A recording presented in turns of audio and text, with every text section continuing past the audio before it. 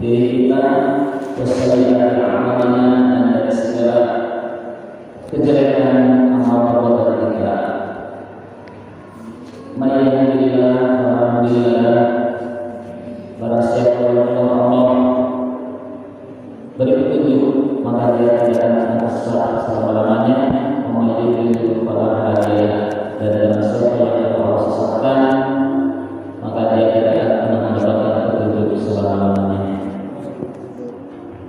Asyhadu an la ilaha illallah wahdahu la syarika lah wa asyhadu anna Muhammadan abduhu wa rasuluh. Aku bersaksi tiada Tuhan yang wajib kita sembah dan tidak ada seorang pun yang dapat menentukannya, dan aku bersaksi bahwa Muhammad adalah hamba dan utusannya. Allah Ta'ala firman Allah Ta'ala berfirman dalam Al-Quran, Ya ayyuhalladzina amanu haqqa tuqatih wa la tamutunna illa wa antum muslimun. Wahai sekalian orang-orang yang beriman, bertakwalah kepada Allah, tunduk dan patuhlah kepada Allah dengan sebenar-benarnya kepatuhan, dengan sebenar-benarnya ketundukan, dengan sebenar-benarnya ketakwaan.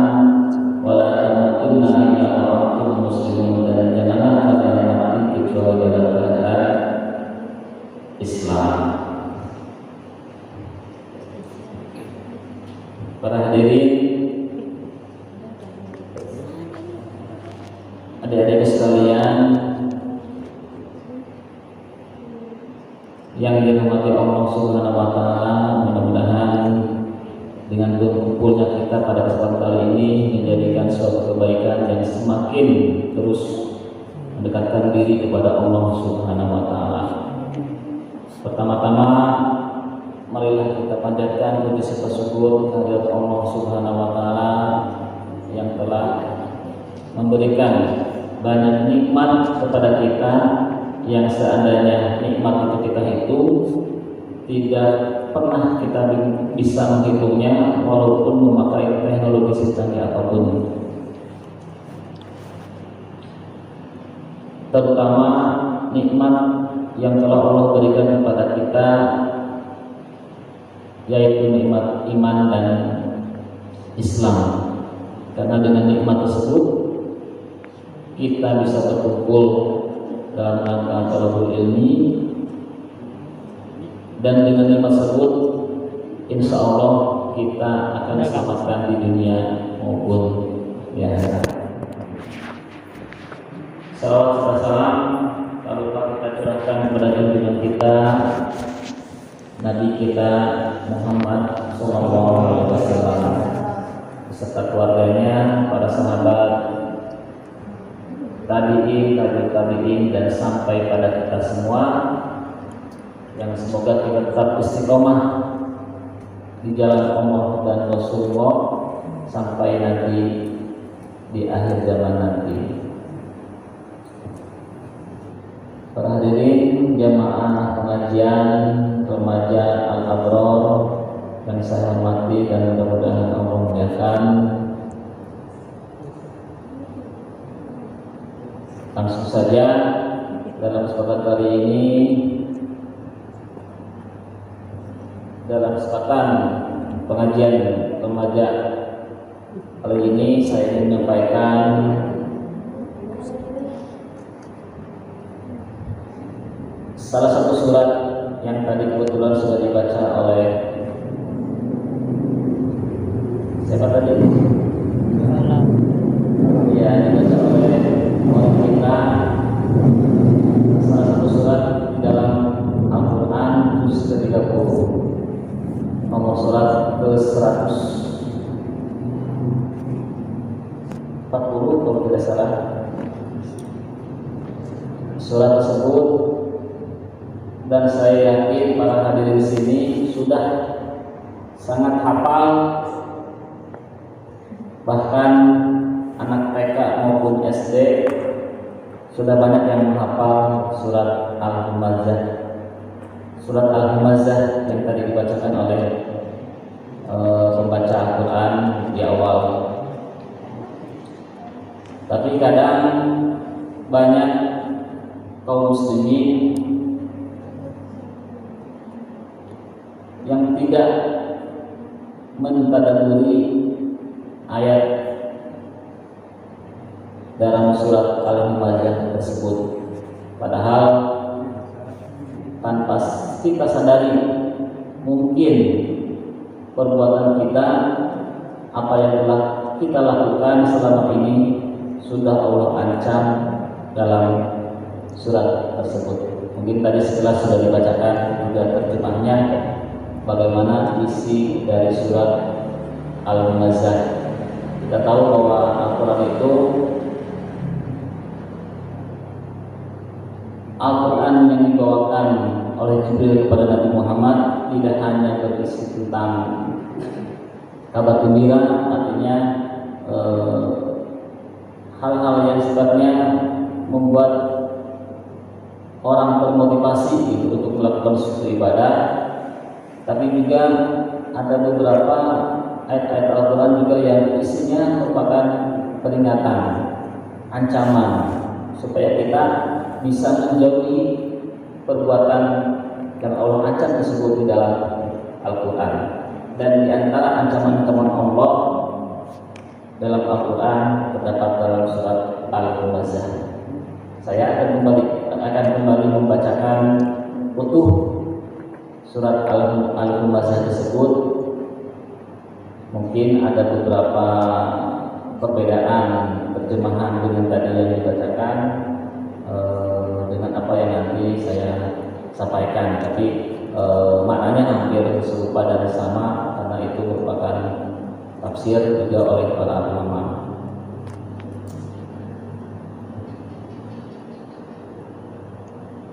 A'udzubillahi minasyaitonirrajim. Bismillahirrahmanirrahim.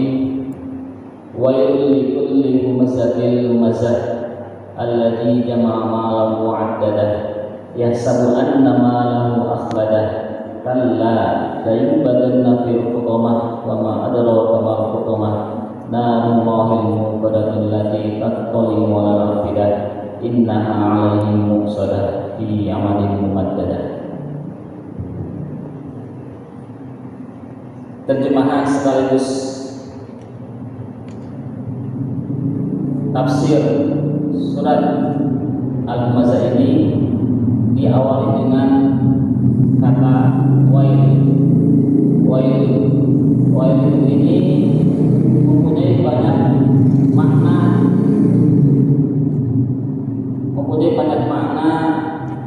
Kalau di sini tadi kita dengar dari pembaca Al-Quran, terjemahnya adalah kecelakaan. Sebenarnya maknanya sangat banyak. Kecelakaan, kebinasaan, penyiksaan. Bahkan ada ulama yang menafsirkan wail itu adalah salah satu lembah yang ada di neraka. Jadi ulama menyatakan bahwa wail itu bisa dimaknai segala sesuatu yang bisa menyusahkan seseorang, biasanya tergabung dalam kata wail. Wail likulli humazatil lumazah. Ada beberapa ayat Al-Quran yang juga memakai ancaman-ancaman wail, seperti misalkan dalam surat yang lain Al-Ma'un, wailul lil musallin, celakalah bagi orang-orang yang sholat. Terus dalam surat yang lain Al-Mutaffifin, wailul lil mutaffifin, kecelakaanlah bagi orang-orang yang curang dalam timbangan.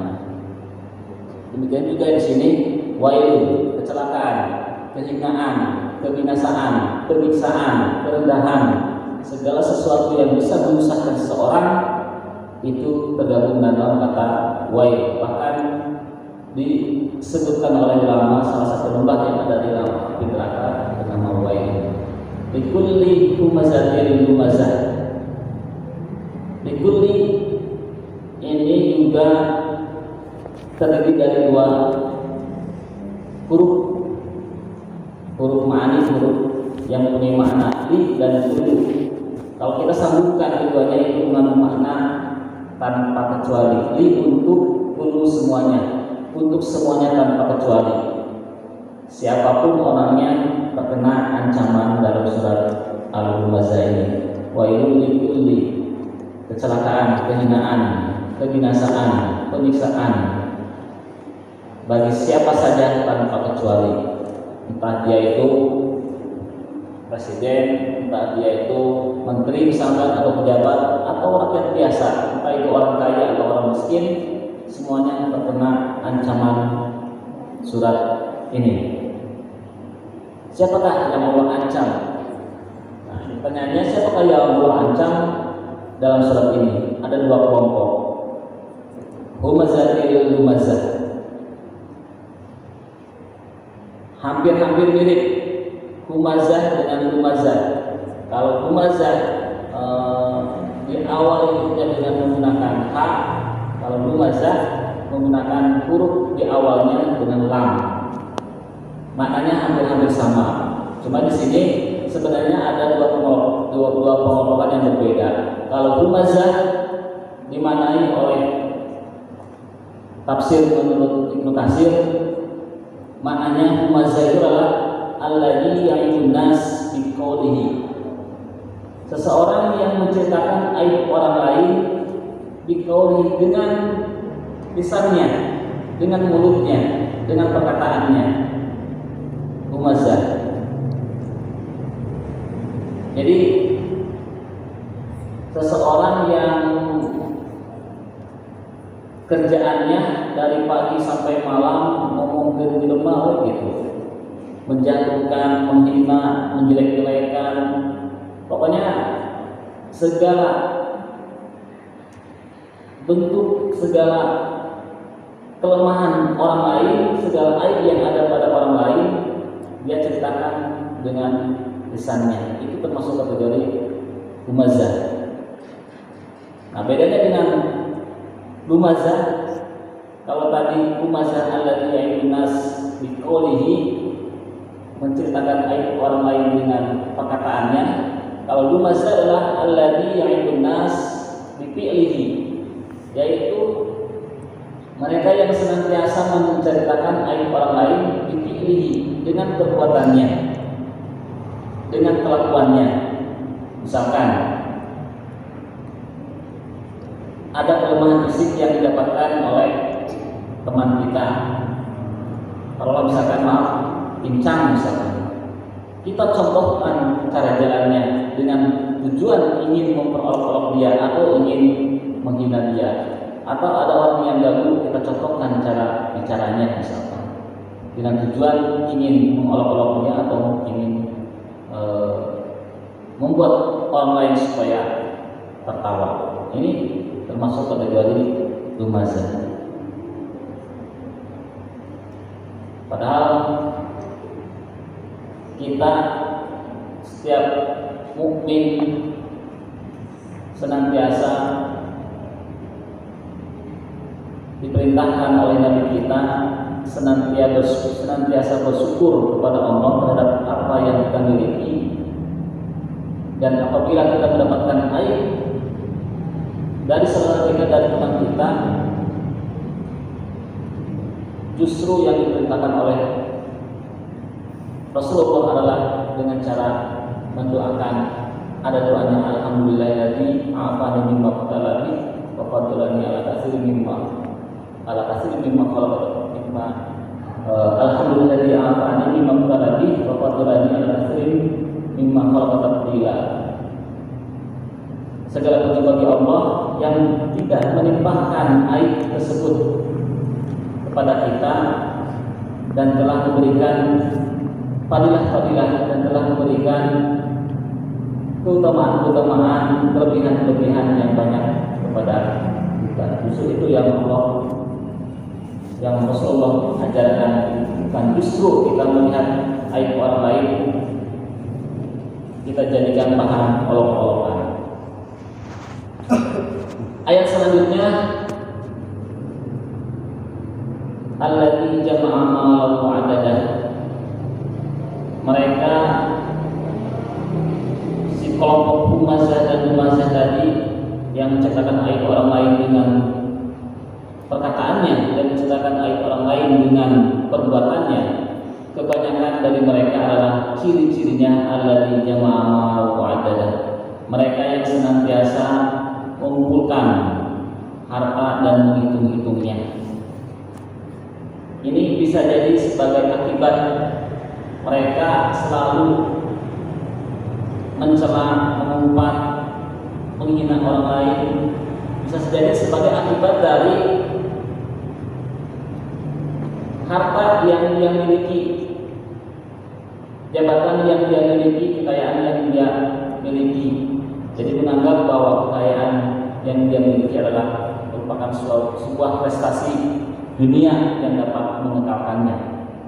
Alladzi jama'a malahu wa'adada yahsabu anna malahu ahada, mereka mengira bahwa hartanya, prestasi dunianya ahada dapat mengekalkannya. Oleh Allah langsung dijawab, kalla, tidak mungkin. Kalla, sekali-kali tidak. Artinya Allah langsung menjawab sendiri bahwa prestasi dunia, kekayaan yang kita miliki, jabatan yang kita miliki, yang dianggap oleh kita adalah bisa mengekalkan. Allah langsung jawab, kalla, tidak mungkin. Tidak mungkin bahwa prestasi dunia yang kita miliki itu akan kekal selamanya, sehingga kita dengan bebas, dengan casing yang kita miliki, sehingga dengan bebasnya kita bisa menghina orang lain, menjatuhkan orang lain baik dengan lisannya maupun perbuatannya. Allah langsung jawab, kalla, tidak mungkin bahwa harta mereka yang dimiliki adalah kekal untuk selama-lamanya. Bahkan Allah, apa ancaman yang Allah berikan kepada mereka? La yubadanna fil khutamah, Allah pasti akan melemparkan kepada mereka yang telah melakukan perbuatan humazah dan humazah tersebut ke dalam neraka khutamah. La yubadanna fil khutamah, ini ada dua taukid yang disematkan dalam kalimat ini, la yubadanna fil khutamah, lam dan nun taukid. Ini sebuah penegasan pasti, sungguh dan yakin bahwa orang yang telah melakukan perbuatan humazah dan humazah tersebut, Allah pasti akan melemparkannya ke dalam khutamah. Apa itu neraka khutamah? Wamaan atau kamal khutamah? Apa itu neraka khutamah? Dan kenapa kita harus khawatir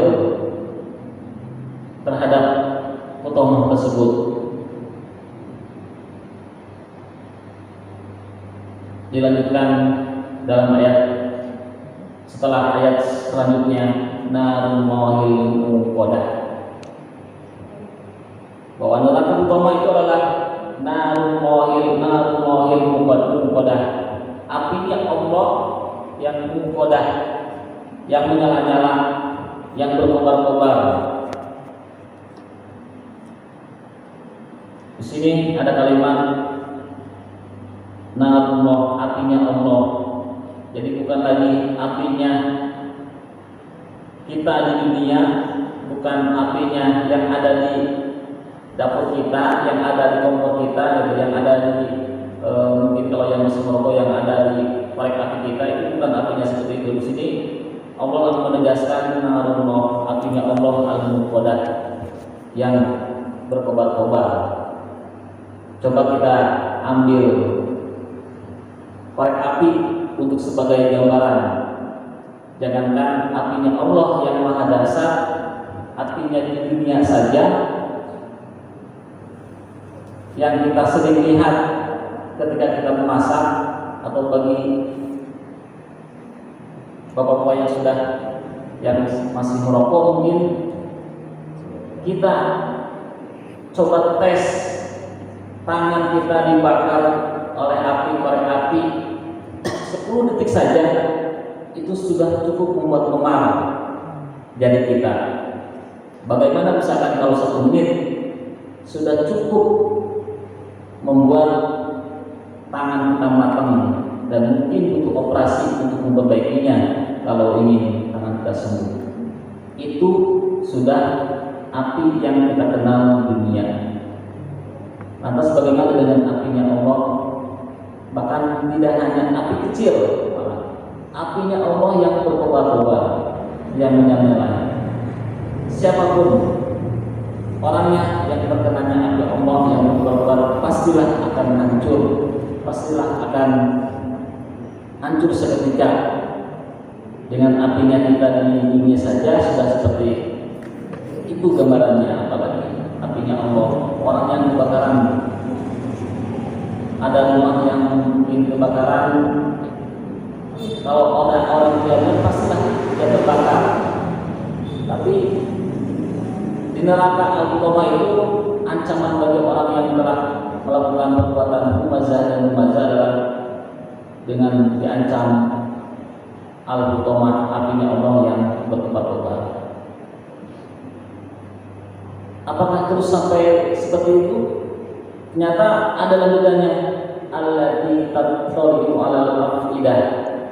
Yang sifat api itu, ini gambaran untuk menunjukkan kedasarannya siksaan neraka Qamah itu bagi orang yang telah melakukan perbuatan mencela, menghina dengan lisannya maupun dengan perbuatannya. Di samping dibakar dengan api yang berkobar-kobar, yang ternyata sifat api itu allati tattali'u 'alal afidah, yang kalau dibakar sampai langsung terbakar hati atau jantung. Logikanya, kalau kita seseorang terbakar tangannya misalkan, kan nggak mungkin langsung hati itu terbakar, ya kan? Kalau misalkan hati terbakar pasti kan akan melewati tulang, daging, terus sampai ke dalam perut. Kalau yang misalkan dibakar kaki yang awalnya dibakar kaki misalkan, dia akan lari dulu ke lutut, ke paha, ke perut, terus baru mungkin ke jantung. Tapi apinya Allah yang neraka Qamah itu allati tattali'u 'alal afidah. Sifatnya api neraka Qamah itu yang berkobar-kobar, yang kalau dibakar kepada orang yang telah melakukan perbuatan humazah dan humazah tersebut, sifatnya api itu adalah allati tattali'u, yang ketika dibakar misalkan kaki, langsung jantungnya atau hatinya ikut juga terbakar. Itu sudah cukup menunjukkan kedahsyatan dan cukup bagi kita seharusnya untuk meninggalkan perbuatan yang Allah ancam, yang tadi disebutkan dua kelompok tadi tersebut. Dan tidak hanya sampai situ, lanjutannya allati tattali'u 'alal afidah innaha 'alaihim muqsadah, dan api tersebut juga selain membakar langsung ke jantung manusia, api tersebut muqsadah, innaha 'alaihim muqsadah. Muqsadah itu adalah melengket, melekat. Jadi ketika api sepotar ke dalam tubuh kita dan kita menghindar, bukan berarti kita jauh dari api. Justru ketika api sepotar pada kita, api itu terus mengikuti kita, melengket. Seperti gambarannya orang yang disiram bensin, terus kita semprotkan api, pastilah api tersebut nempel terus di badan kita sampai habis tubuh kita karena dibakar oleh api tersebut. Itu gambaran yang menunjukkan sangat dahsyatnya ancaman Allah terhadap mereka yang telah salah menyalahgunakan lisannya dan menyalahgunakan perbuatannya untuk menjatuhkan dan menghina, menjelek-jelekan aib orang lain. Dan ayat ini ditutup dengan penutupan yang juga cukup dasar.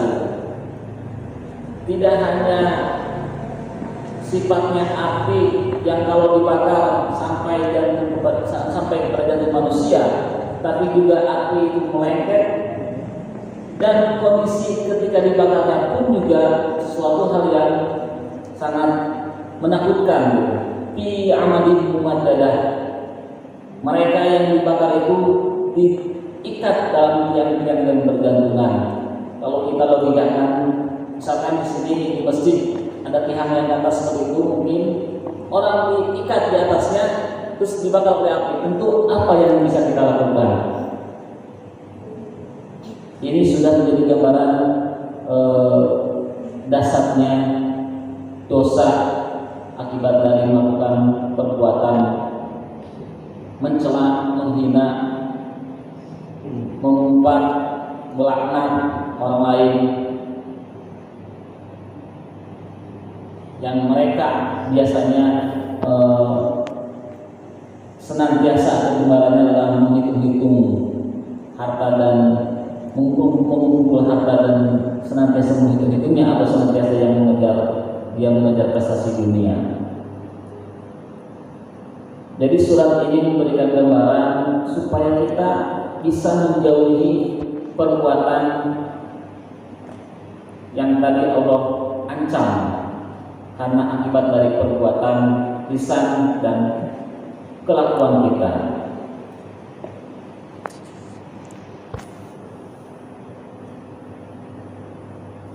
Itu hanya satu jenis hukuman karena satu dosa akibat salah menyalahgunakan lisannya.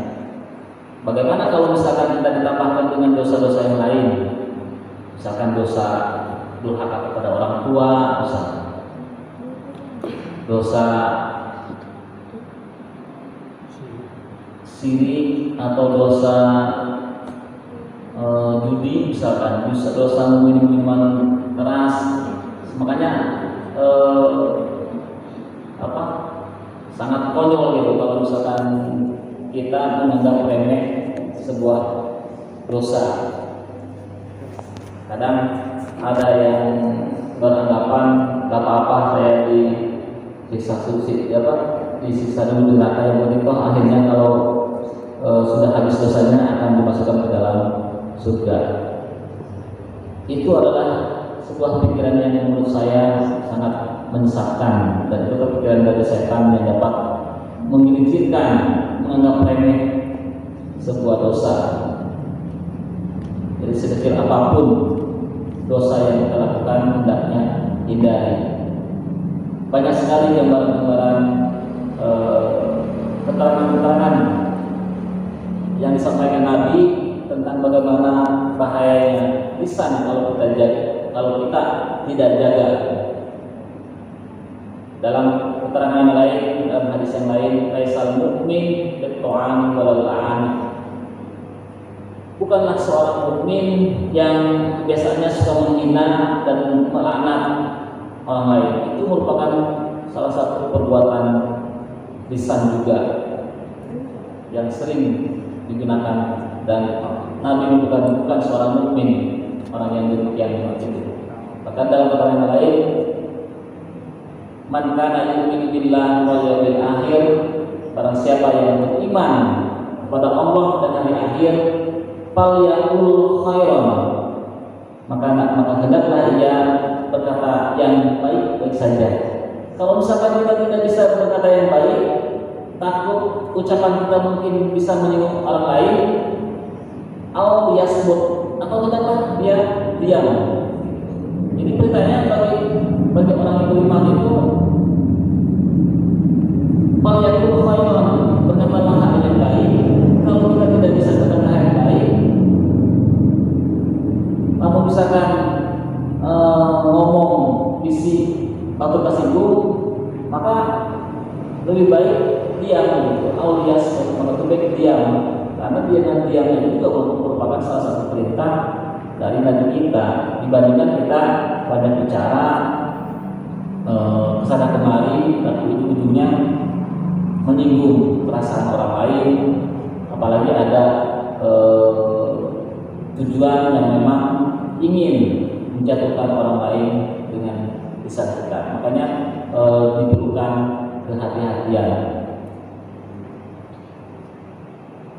Sebagai penutup dalam kesempatan pengajian kali ini, saya ingin memberikan hal-hal yang tidak termasuk perbuatan dosa, yang tidak termasuk kategori mumazah dan lumazah. Di sini ada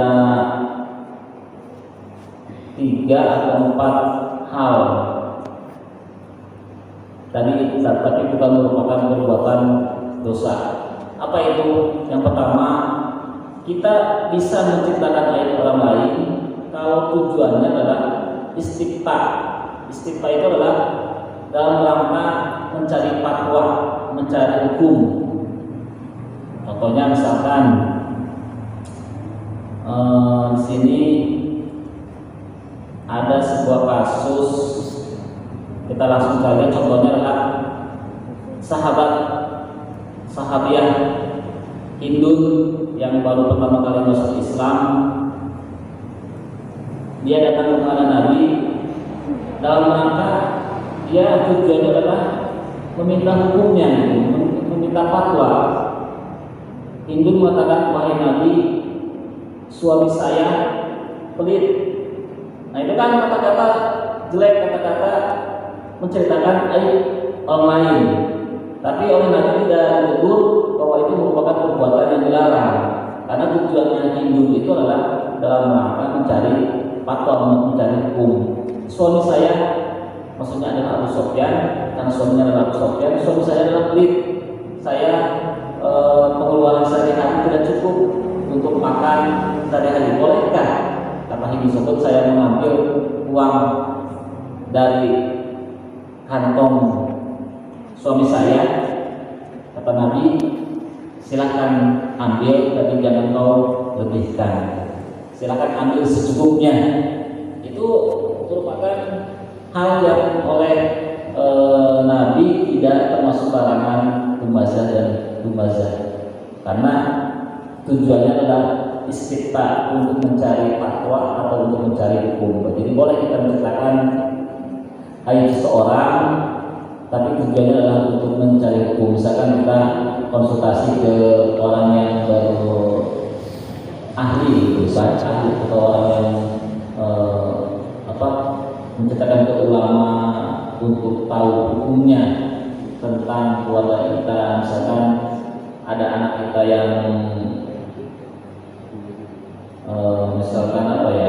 anak kita yang kena narkoba atau apa, kemudian hal itu diceritakan kepada ahlinya, bagaimana misalkan dalam rangka mencari hukum, mencari fatwa, tentu hal itu adalah bisa dibenarkan. Ada juga istimsah, dalam rangka saling menasihati. Hal ini termasuk bukan larangan ayat yang dimaksud dengan lumazah dan lumazah tersebut. Misalkan ada seorang pemuda yang tidak dikenal oleh orang, ada seorang pemuda yang ingin melamar seorang gadis misalkan, dan seorang tua tersebut tidak tahu kepada si pemuda tersebut latar belakangnya apakah baik atau tidak. Kemudian dia bertanya kepada seorang yang tahu riwayat si pemuda tersebut, maka diceritakan oleh si orang yang memberikan info tersebut, misalkan, sebaiknya jangan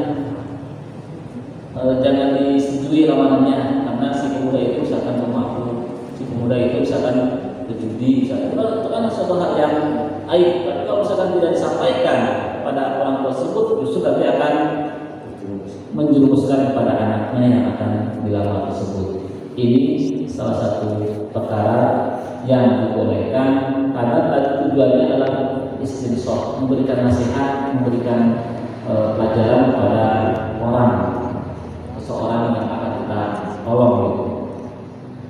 Ada juga istirsan. Istirsan itu memberikan petunjuk, memberikan ciri gitu. Misalkan ada seseorang tamu datang ke kampung biasanya ini, misalkan ingin mencari rumah temannya, tapi dia tidak tahu rumahnya. Kebetulan rumah dari orang tersebut berbeda umumnya dengan rumah-rumah yang lain. Kemudian dia harus menentukan ciri rumah tersebut karena untuk mengetahui, untuk memberikan petunjuk kepada orang yang menanyakan rumah tersebut. Bahkan di mana rumah, ada tamu menanyakan di mana, rumah Pak Tatang misalnya. Sama orang yang memberikan penjelasan itu, oh ya, rumah Pak Tatang itu yang pintunya agak rusak misalnya, atau rumahnya agak mau rubuh misalnya. Itu untuk memberikan gambaran bahwa itu rumahnya Pak Tatang, bukan untuk memberikan menceritakan aib bahwa rumah Pak Tatang itu jelek atau gimana, tapi untuk menjadikan membedakan dengan rumah-rumah yang lain. Itu istisna namanya, untuk memberikan petunjuk. Tapi ada juga hal yang boleh dan termasuk bukan kategori menceritakan aib. Ini adalah karena julukan gina wal maqam, karena julukan seseorang dan orang yang dijuluki itu tidak marah gitu. Seperti ada ahli hadis yang bernama Abdurrahman. Abdurrahman itu kan namanya di para ahli hadis itu kan banyak. Untuk menunjukkan ciri bahwa ahli hadis yang bernama Abdurrahman itu adalah ini, misalnya harus disebutkan cirinya. Kemudian disebutkan Al-A'raj. Al-A'raj adalah kakinya yang tidak sempurna atau pincang. Abdurrahman Al-A'raj dengan sesuatu yang aib, tapi dia tidak merasa terhina, dia tidak merasa tersinggung dengan perkataan tersebut. Atau contoh sederhananya, misalkan ada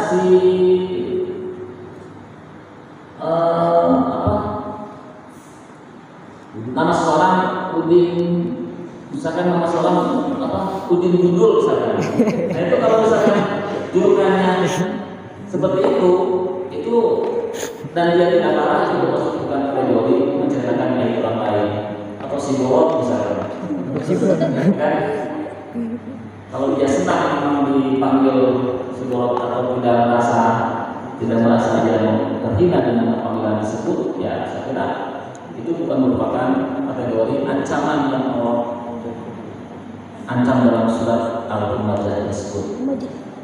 Nah, di luar hal itu entah kita terasa atau tidak terasa apa yang kita lakukan, maka hendaknya kita beristighfar, bertobat kepada Allah apabila kita pernah melakukan hal tersebut, karena ancamannya sungguh sangat besar dan sangat dahsyat. Apa yang saya ceritakan ini mungkin tidak sedasar sebenarnya, bukan mungkin, pasti gambaran yang sebenarnya itu lebih dahsyat, siksaannya lebih dahsyat dibandingkan dengan apa yang saya sampaikan. Kalau dengan apa yang saya sampaikan akan mungkin masih melihat pada gambaran-gambaran apa yang ada di dunia gitu. Sementara di akhirat sebenarnya gambaran siksaannya tentu dan pasti itu lebih dahsyat dengan apa yang saya sampaikan. Mudah-mudahan ini menjadi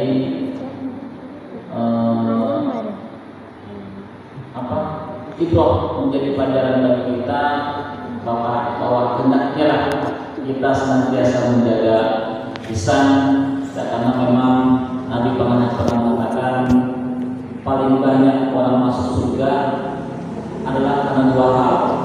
Pertama, takwa, husnul khuluq, bertakwa kepada Allah dan punya akhlak yang baik. Tapi kebanyakan orang masuk surga juga dua hal juga. Apa itu? Al-famu wal farj.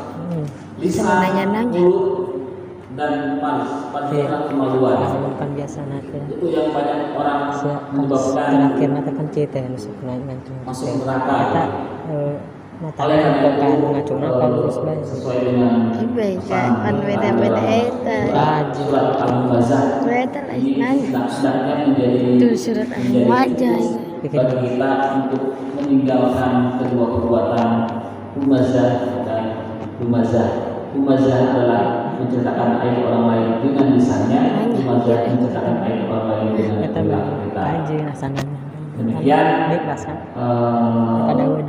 kurang lebihnya apa yang saya sampaikan, mudah-mudahan bisa dipahami, dan kalau misalkan ada yang kurang paham ya bisa nanti dipelajari lagi Al-Qur'annya supaya kita belajar